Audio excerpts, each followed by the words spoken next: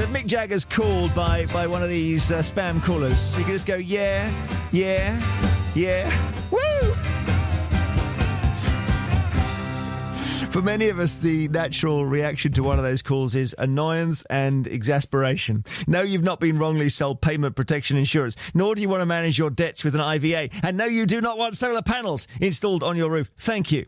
But imagine you lift the receiver to a spam caller, cold caller, and instead of a grimace of irritation, your face spreads into a broad smile. Whatever the person on the other end of the phone may be telling you, it doesn't really matter, because all you can hear is this. The tinkle of coins dropping straight into your bank account, because you've set up your very own premium 0871 phone line, and the cold callers are paying you 7p for every minute of your time that they waste on the phone. My next guest, Lee Beaumont, set up just such a premium number at home, and in the 2 years that companies have been cold calling him, he's made £300 just by answering his own phone. Good afternoon, Lee. Morning, Jeremy. How are you? Afternoon, sorry. Good afternoon. Yeah, well, tell us about this then. It was an 0871 number. Yeah, well, it started off, I was getting PPI calls in the middle of Coronation Street, and it was really winding me up. I purchased an 0871 number originally to stop the calls. Before I knew it, the PPI companies had my 0871 number and were calling me on that number, making me money. Yeah, it's a brilliant stroke. Did you think of it yourself, or did somebody else do it, or it just occurred to you? It just occurred to me. I was just on Google one day, so I just Googled my 08 number, and I found it that way. And how much did it cost you to set up a premium line number at your home? £10 plus VAT. So not very much at all? That's it. No monthly costs, no yearly renewal fees, nothing like that. And I know you make 7p a minute from the number, but how much does it cost them to call you? Because the number's a bit different, isn't it? Yeah, it costs them 10p a minute, and I get a 7p a minute from it. OK, so you've got to keep them talking? Legally, I'm not allowed to keep them talking. Oh. If I was using the number just to keep them on for as long as possible, I would be breaking the regulations. Right. But if the strange accent, if it's overseas, and I can't really understand them, I can ask them to repeat itself 2 or 3 times. And you could ask them several times? That's correct. To repeat, OK. You could also say, you could make conversation, I guess? That's right. We normally talk about the weather. Quite a lot, I imagine. Yeah. And especially when weather's been in the UK too. Do you think that they're aware that they are racking up a bill for their company? They have to be aware, because when I give my number out, I need to legally say it's cost 10p a minute to ring me. So you've put that number on basically all official correspondence when you are, for example, giving your contact details to a water company? Yep, like if it says that, like my water board, the Leeds City Council, for my council tax, they have my 08 number. So if they want to speak to me, got a mobile number, they have to ring my 08 number. If they want to do it free, send me a letter. If you want to speak to me, ring my 08 number. What about your mum? She has my Leeds number. She's got your secret Leeds number? Yeah, I have 3 people who have my Leeds number, and that's my parents and my best friend. So they can call you on the hotline? That's it. And they don't get charged? Because I guess if your mum had the 0871 number, she'd be really cheesed off. It won't speak. Yeah. She would not ring me at all. But and interestingly, if you give family and friends your secret Leeds number, your private line, it doesn't leak, does it? You don't get spam calls on that? It doesn't, because my extended family doesn't have my Leeds number, they have a mobile number only. I see. So you won't even put it beyond your mum and your best friend? That's right. Because you're so worried you'll get spam calls? Yep. Originally, the only companies who had it were my utilities. But over the space of 2 to 3 months, they must have either sold it or passed my details on to the third parties, PPI companies. When you're talking to, let's say, your water company and you're imagining this money coming your way, do you find it difficult not to laugh? I do find it...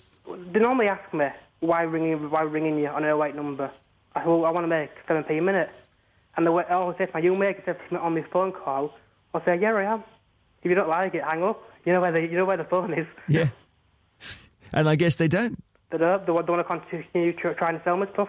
But I got out my calculator earlier and I was working out, if you've made £300 from these calls and you're making 7p a minute, you have been on the phone to them for 71 hours. That's right. I was on the phone to an energy company. It ends in Power last week. I can't say the name, obviously. No, don't. I was on the phone for 45 minutes talking about PlayStation 3s. PlayStation 3s? Yep. And the guy at the other end or woman he was is... asking me about PlayStation 3, as I was replying to his questions. Yes, and they're just asking him enjoying... anything, he kept asking me stuff. But it's quite a...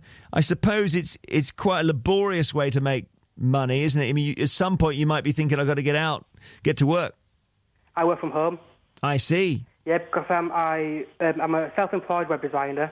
I also do a bit of charity work from home as well, set up a charity. So I'm always at home. So every time the phone rings, I can listen to him blabbering on. Lovely, and you can just put the headset on and do something else. That's right. All right, stay with us. We've got David Hickson from the Fair Telecoms campaign. It campaigns against these 087 and 09 numbers and 084 numbers as well. And David, you must be in two minds about this, because this is a punter who's making money from one now. The one thing that is very clear, and that is Lee's response is representative of the enormous frustration which many people feel at getting these cold calls. And if this seems a bit bizarre, it's not surprising many people are driven to complete exasperation by this experience of receiving lots and lots and lots of unsolicited calls, offering them things they don't want to buy. So it's hardly surprising that people go to some slightly weird and wonderful ways to deal with it. You can see we have on just behind me here, we've got three old-fashioned telephones here. I don't know what they're for. But the only calls, the numbers are obviously out there. The only calls that ever come in on those three phones are spam now. Yeah. Ever. Yeah, sadly that's the way it works. And what's important is that, as well as measures which obviously Lee has found effective in his case, but clearly not everybody would want to go to those measures, is that we do what we can to get to these things. I believe that the way to deal with it, although Lee has found out that these numbers do leak, if you give your number to an energy company, it seems at some point a PPI claims company will get hold of it. That's quite a serious issue, and that's something that we really need to trace and look into as to who is passing these numbers on. If PPI companies are calling this 0871 number and it's only been given to people who presumably Lee is content to call him in the normal cluster events, if it's getting to people he doesn't want to use it, then there's quite a serious issue that we need to look at there. But why shouldn't everyone do what Lee's done? There seems to be no downside at all. It can't work that way. The whole system would fall apart if we all had to pay each other when we were making calls. It wouldn't work that way. Yeah, Furthermore... But he has two lines. He has two lines, but there are some regulations around these 0871 numbers. Now, I know that Lee has taken great care to adhere to the regulations that exist. Perhaps those would be a bit too onerous for most people to worry about. And I know the regulator, PhonePay Plus, is a bit concerned because it has a duty to ensure these 0871 numbers are only used by people and only used properly. And if everybody in every household had one, then that would make the task of regulating extremely difficult. I see, but you wouldn't encourage people to do what Lee has done? I think what we need to do is to deal with this. I mean, if people likely want to do this and they're prepared to put in the trouble and they're prepared, as you were saying, to take the time to talk to these people to make money out of it, it's not a high rate of earning if you think about it. At 7p a minute, it's round about the national minimum wage, so it's not a good way of earning a living. So great if that's good for Lee and it suits his lifestyle and the way it works. For most people, that wouldn't work. What's important is that proper measures are taken to stop the nuisance of cold calling and also to regulate the use of expensive telephone numbers. There's work going on this in Parliament next week. The Public Accounts Committee are having a go at the government about their use of expensive numbers on Monday. We're giving evidence to the Culture, Media and Sport Committee on Tuesday about nuisance calls. So let's hope that some work can be done, but in the meantime, all the best to Lee. Thank you, David Hickson from the Fair Telecoms campaign. And Lee, I suppose the other question I should have asked you is whether this has stopped people calling, because that would be the perfect solution, wouldn't it? It's definitely come down. Last year I was getting 30 to 40 calls a month sometimes. This month I've had 13. Thank you for joining us. I can't remember whether we called you. Did we call you on the line? You called me, so thank you. So we paid as well. Brilliant. Love it. Thank you. Thank you. Sorry, we rickrolled you there, didn't we? Never going to give you up. We were talking to Lee Beaumont about his phone line. 0871 is the number, something, something, something. And if you call him, as we just did, you get charged 10p a minute. He makes 7p and he's working at home anyway. So he's had long conversations with cold callers and has made a total of £300. We have... it's good, isn't it? We have an email from Julia on beautiful Orkney. Tankeness to be precise. Says, good for Lee. I would love to do this because some days I'm inundated with PPI and other cold calls. Many of them are from abroad. They claim to be Microsoft, Windows or Google. It's very annoying when you're busy. There are days when I've had upwards of 5 or 6 calls. I'm constantly having to stop what I'm doing to answer a waste of time call. And I've tried everything I can think of to stop them, even blowing a whistle down the phone. But unfortunately, I can't get a premium rate number because it would put off potential guests calling our B&B. Yeah, although he's got 2 numbers. You could give the guests... Would that work? The guests your normal number? No, it wouldn't, because they'd find out the normal number, wouldn't they? Evelyn Mackenzie in Trowbridge says, as soon as I get a cold call, I leave the handset on the floor and I don't hang up. That way they can't clear the line. I think it's a good tactic. You could also leave the handset on a table or any other object.